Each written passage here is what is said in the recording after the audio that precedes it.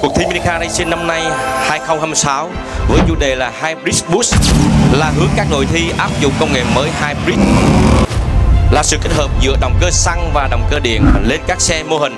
Đây là xu thế công nghệ định hướng tương lai cho ngành công nghiệp ô tô toàn cầu. Buji là gì? Buji là trái tim của động cơ, và ở đây ai cũng có buji, bởi vì ai cũng có một trái tim, và tôi mong rằng trái tim của các anh chị là một ngọn lửa thổi bùng sẽ truyền cảm hứng, truyền động lực cho sinh viên của chúng ta.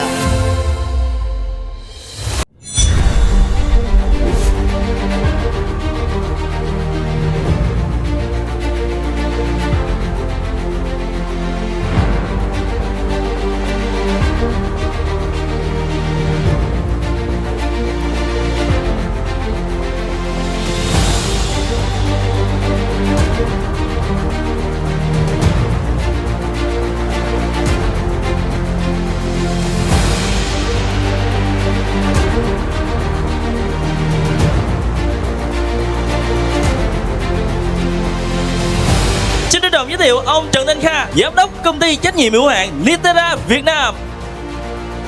Trân trọng giới thiệu tiến sĩ Lê Đình Kha, bí thư đảng ủy, hiệu trưởng trường cao đẳng kỹ thuật Cao Thắng. Để đi đến trận chung kết ngày hôm nay, thay mặt ban tổ chức, tôi xin gửi lời trân trọng cảm ơn đến ban lãnh đạo nhà trường. Xin chân thành nhà tài trợ chính công ty Nitera Việt Nam.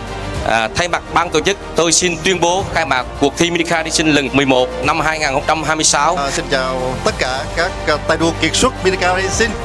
Công ty của chúng tôi tên là Nitera Việt Nam, mà Nitera có nghĩa là sự hiện diện của chúng ta, sự hiện diện của chúng tôi làm tỏ sáng trái đất vào thời đại này.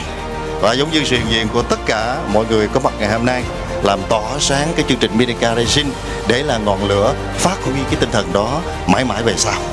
Một nữa xin tôn vinh tất cả các sinh viên tham gia chương trình Minicar Racing và chúc cho chương trình thành công tốt đẹp. Xin cảm ơn.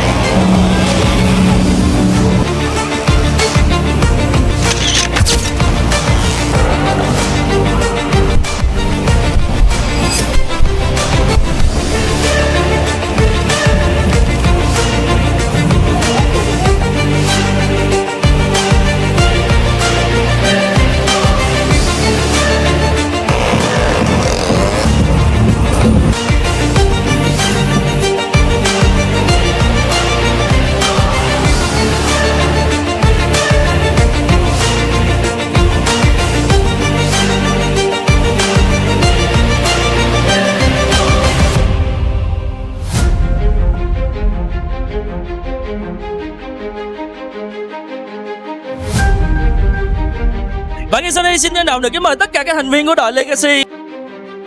Dạ, cảm nghĩ của tụi em hôm nay rất là hạnh phúc cũng như là hồi hộp, và cũng rất là vui sướng khi nhận được giải truyền thông.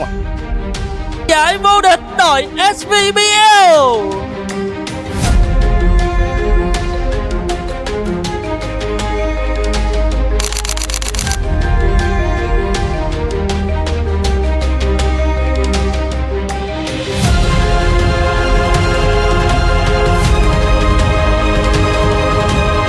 Dạ, chào tất cả mọi người, tụi em là Đách Legacy. Ngày hôm nay tụi em rất vui khi nhận được giải truyền thông do công ty Nitera Việt Nam tài trợ. Ý của tụi em hôm nay rất là hạnh phúc cũng như là hồi hộp. Legacy. Cảm nhận trước vô địch của em là không phải là do thị uy sức mạnh, nhưng mà do bọn em là có sự ổn định và sự gắn kết trên chiếc xe của mình. Và em cảm ơn các nhà tài trợ và đã đồng hành cùng cuộc thi Minicar Racing.